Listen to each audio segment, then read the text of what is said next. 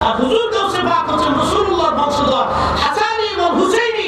ইমাম হাসান আর হুসাইনের রক্ত ধারা অনুযায়ী হুজুর কাছে পাক এর বংশধররা স্বামী তরিকে ভারতে সরাসরি রাসূলুল্লাহর রক্ত। আর এই রক্তের মাধ্যমে হযরত ইমাম মাহদী আলাইহিস সালাম পৃথিবীতে আগমন করবে। একসাথে বলবেন আল্লাহু আকবার।